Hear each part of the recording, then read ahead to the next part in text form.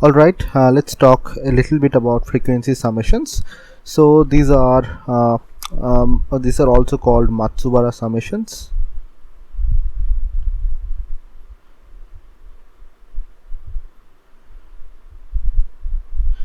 So Matsubara summations appears in many body calculations. So for example, a very simple calculation can be of the form that this is just a summation over a function I omega n and summation over I omega n and 1 by beta. Okay, so first let's do the case for boson. So for bosons, this kind of frequency is just even frequency,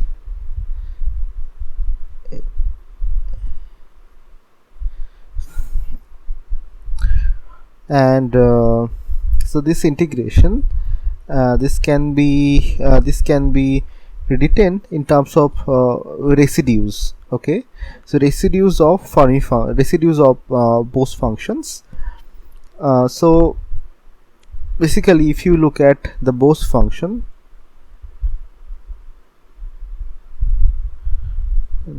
which is denoted as NBZ, so has poles at z is equal to 2m pi by beta.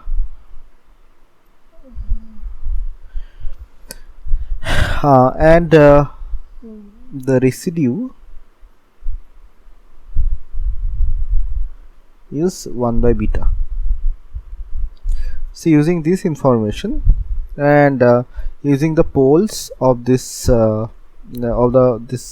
bosons, so let's try to draw this real z and imaginary z, and so the boson frequencies the Matsubara frequencies are on the even frequency, and this summation can be represented as a contour integration around those Matsubara frequencies. Okay, so like let's denote this expression as 1, and we can 1 can be calculated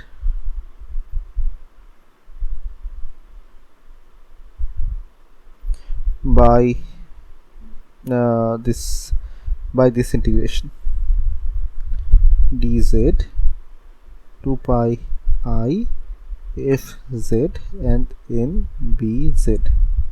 Okay, so let's denote the contours as C, and so this integration is over C. Now we can deform the contour. So let's deform the contour.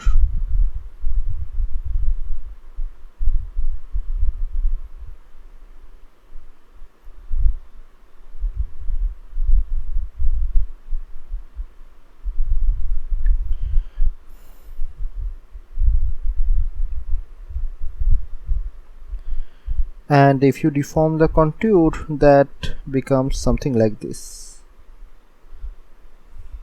Okay, so it is like I am joining all of this together, and I am making a single line. Okay, so the only condition is fz t have any poles on imaginary z axis.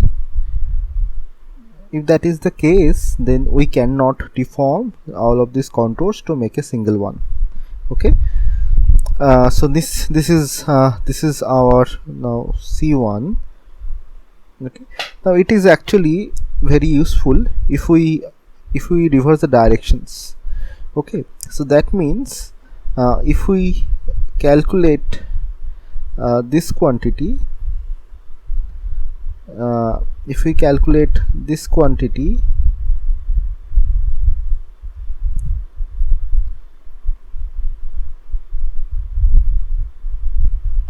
rather than this quantity, quantity, this is actually useful. Okay, so let me write it like minus of c, right, because I have just reversed the direction of the integration. Now let's deform the contour even more. So in this figure I will add some other parts. Okay, for example I will add another part which I will call as gamma 1, gamma 2, let's say, and gamma 1.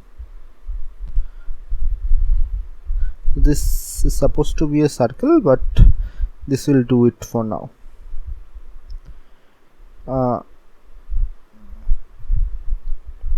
Oh, okay, so one thing is I have already changed the direction, so let me first change the direction of the contours. So from here we have already gone to here,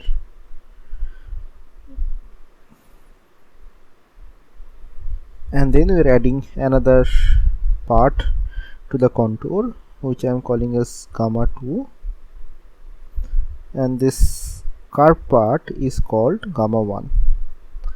Okay, and this whole contour is called C1 and this is called C2. So basically you can see that okay, so before going there also, let's first look into this integration. So this integration can be decomposed into parts like C1 and minus gamma 2. So there is a minus overall, and also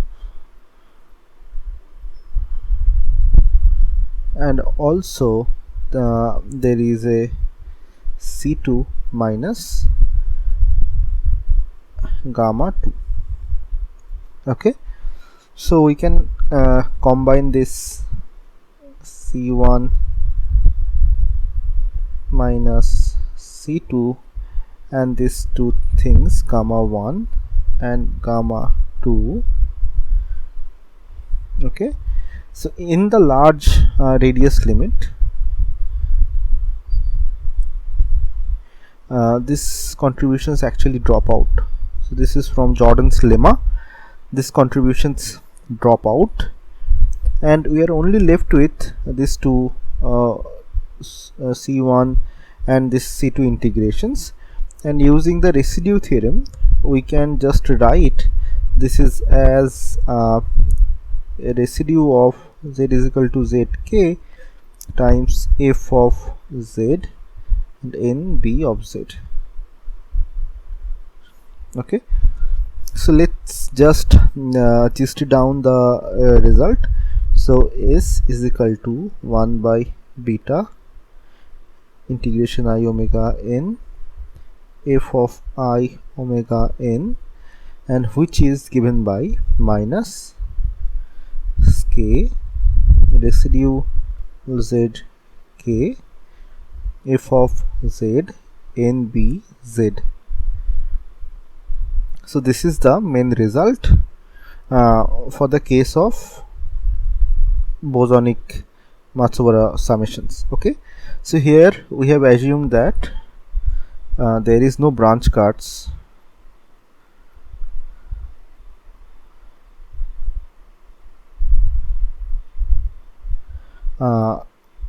in f of z. Okay, so branch cuts can make things a little bit complicated. So let's have a look at the case when we might have a branch cut. Okay, so let me denote this as boson, no branch cut.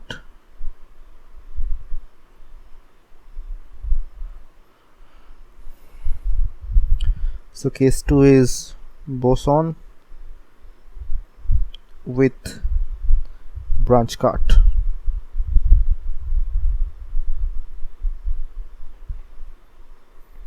So here again we will start with the same expression, but let's first look at the poles and branch cut of this function.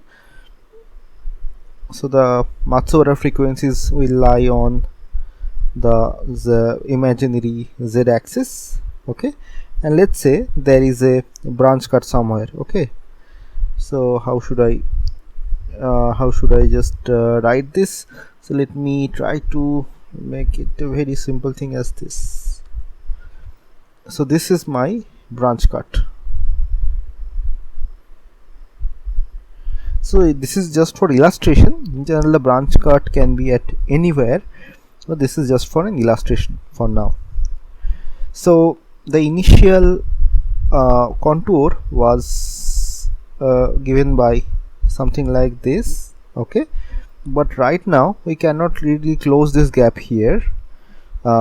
So what we'll do is we'll see what we can do.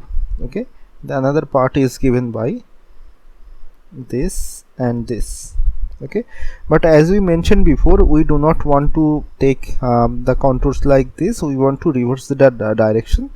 That simplifies some of the calculation.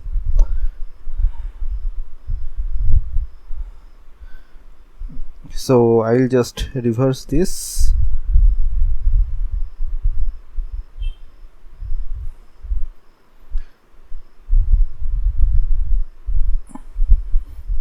And we can see that because of there is a branch cut, we cannot really close this part.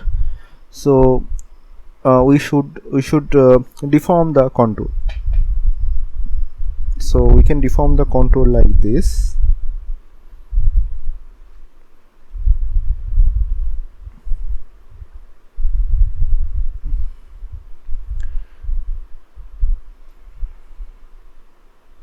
So again I am adding different parts to the contour, which I will subtract later on.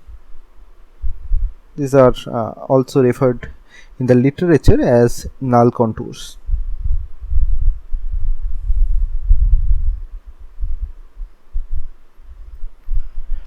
So these are now my contours, and let's denote these things as C1, C2, C3, CK. All right, and let's denote this these other parts as gamma 1, gamma 1 prime, gamma 2 prime, gamma 3, gamma 3 prime, gamma 4, gamma 4 prime.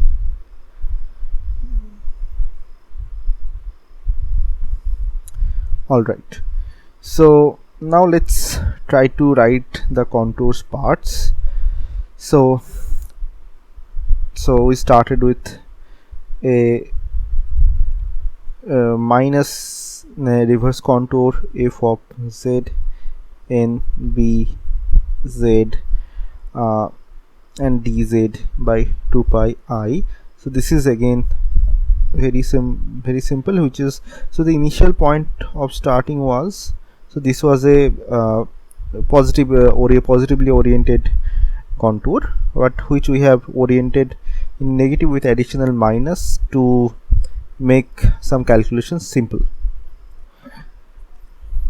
So now this part can be written in terms of C1 plus C2 plus C3 plus C4, and we have to additionally put this gamma 1, gamma 2, let me put gamma 3 here. You will understand why I am doing in this order, gamma 2 and gamma 4. Okay, and other contours are gamma 1 prime, gamma 2 prime, gamma 3 prime, gamma 4 prime. All right, now in large R limit, see when the radius of these parts goes to infinity, then according to Jordan's lemma, this gamma I prime integrals will become 0.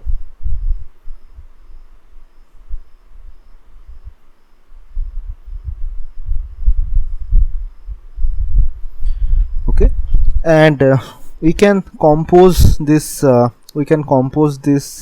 gamma 1 plus gamma 4 as an integration going from minus infinity plus some I delta to infinity plus I delta,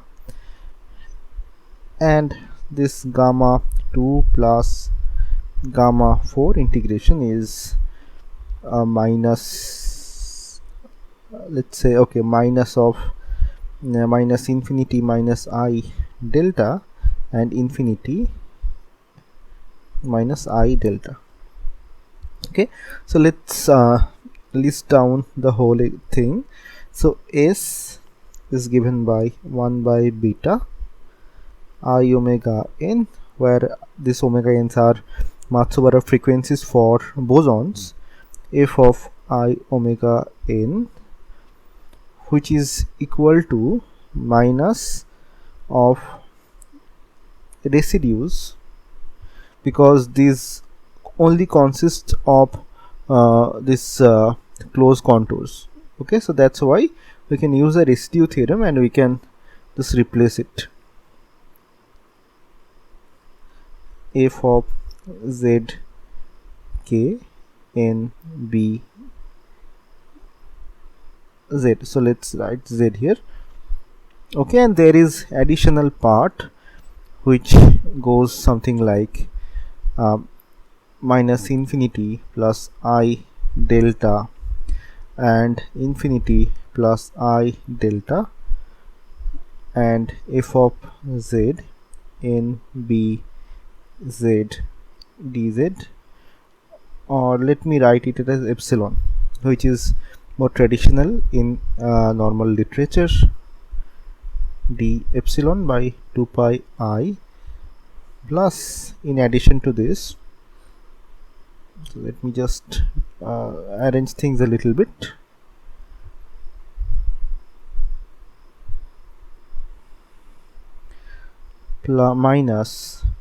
Minus infinity minus I delta infinity plus I delta f of z in b, so f of epsilon again in b of epsilon d epsilon 2 pi I.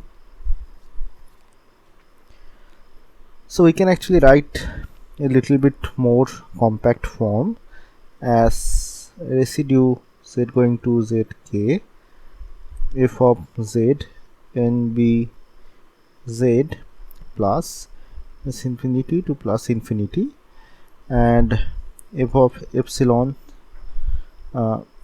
in b epsilon f of epsilon plus I delta and minus f of epsilon minus I delta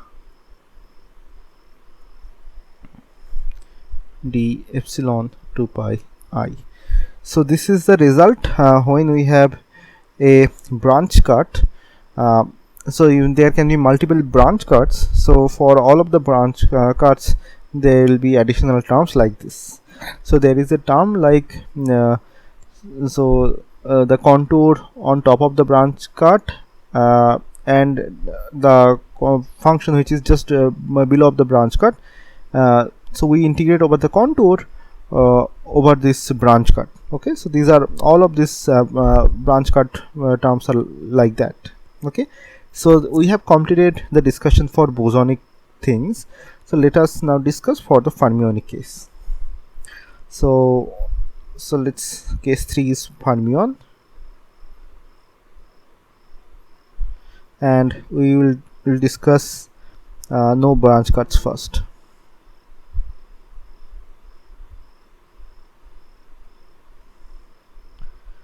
So for fermions, let's say we have an integration, similar integration like this.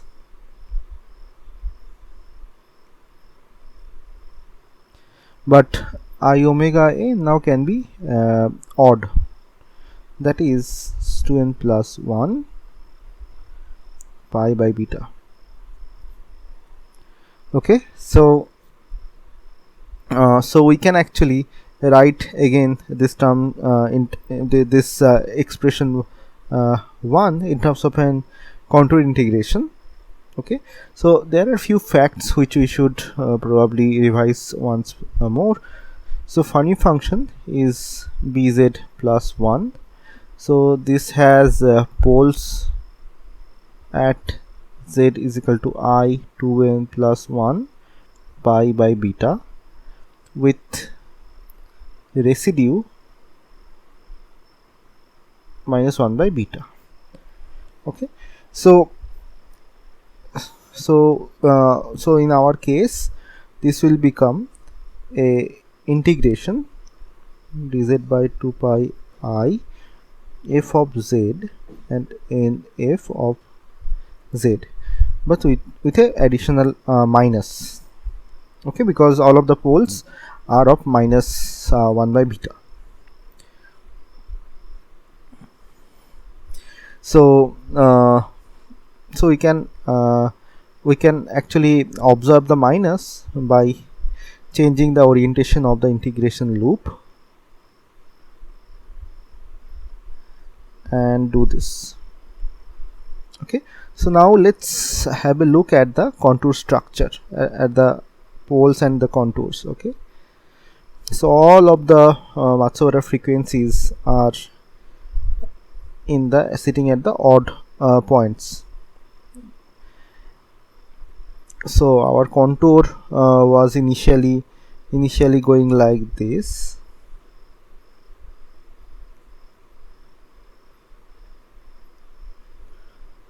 So we want to deform the contour, and we'll again make it like this.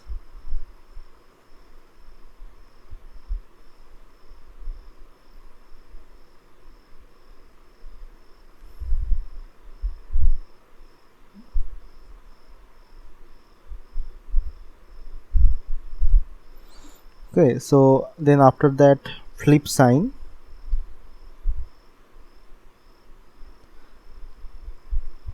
then it becomes this way. So doing this actually makes other parts of the contour positively oriented, but at a cost of one additional minus sign only. Okay, so then the next part is introduce null contours.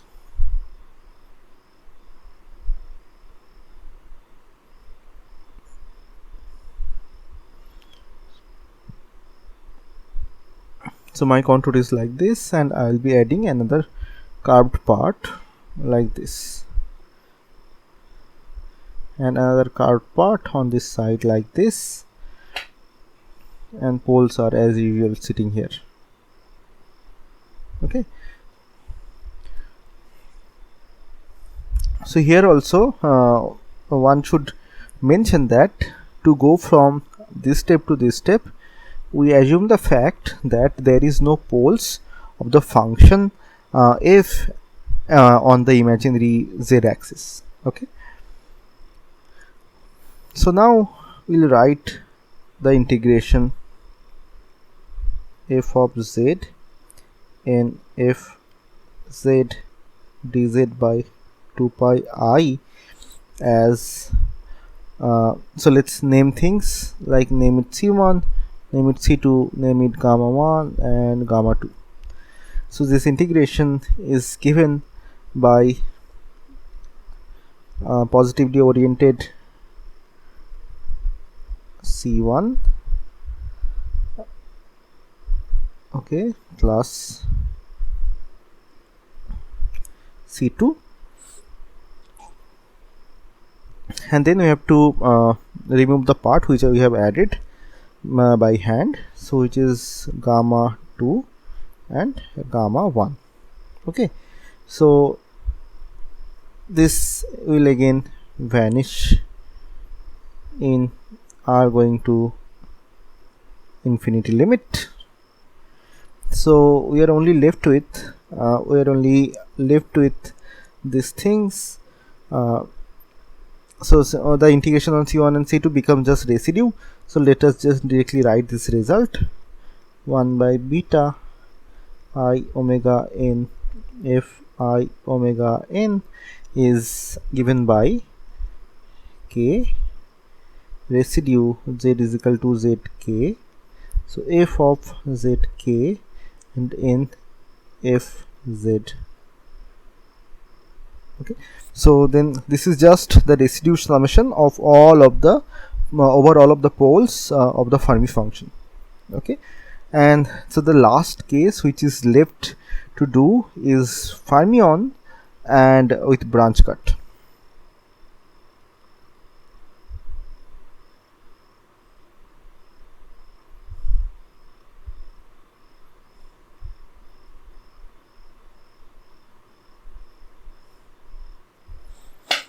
So so let us do a little bit step jump, and let's assume that this branch cut is situated on this x-axis or positive or real part of z-axis. So then and the poles are situated here. So let's choose the contour as something like this. So it is not about choosing, actually it is, so the contour is like this. We cannot close the contour at these points because there are branch cuts. So this is this gives us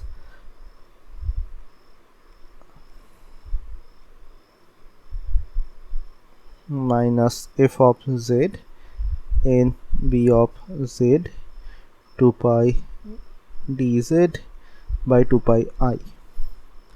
Okay, we will just change the orientation of this integration loop, and this will become nbz dz by 2 pi I. So if we will change the orientation in the loop, then the orientation will also change in this thing as well. All right, so now let's add okay, so first change the orientation.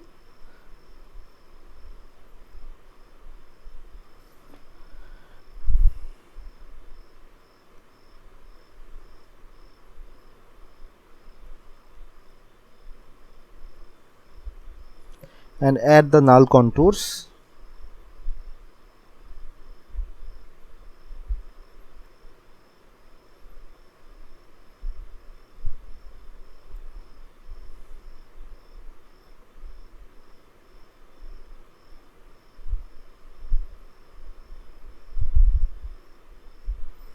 So to name these things, let's take C1, C2, C3 and C4, something like that. Okay, and and let's name the other parts of the contours as gamma 1, gamma 1 prime, gamma 2, gamma 2 prime, gamma 3, gamma 3 prime, gamma 4, gamma 4 prime. So all of these primed contours, this contribution will become 0 at r tending to infinity limit. So we will just ignore them, and we will directly write their contribution from the rest of the part. So now this becomes a summation over C1, C2, C3, C4, and we have to remove this gamma 1, gamma 2, gamma 3, gamma 4 parts.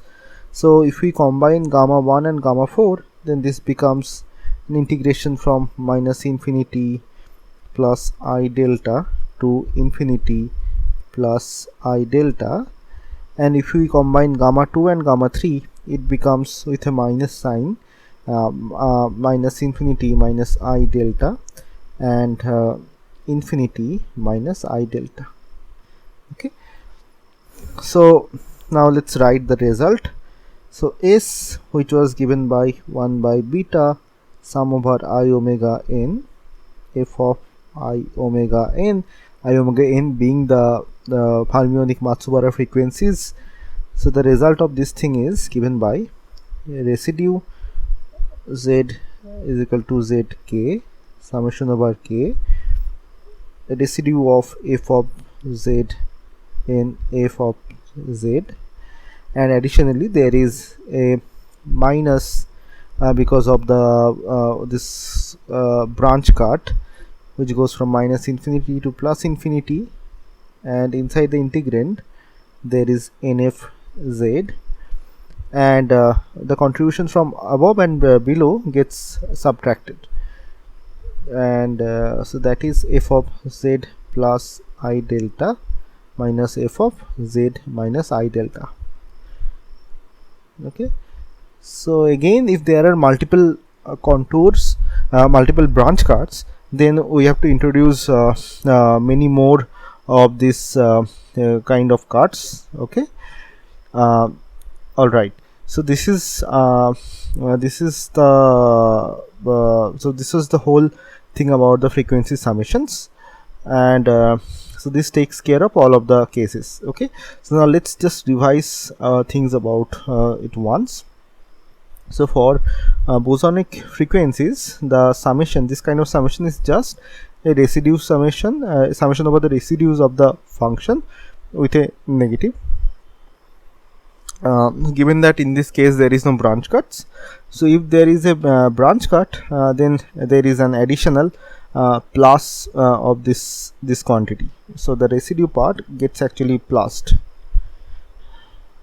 Okay, on the other hand, if there are fermions, this residue part actually gets subtracted. Okay, so this is a generic form. Whenever we have this kind of thing, we will just replace it with the residues, and we will just do a subtraction from of the this branch cut parts. Okay, so that will be it.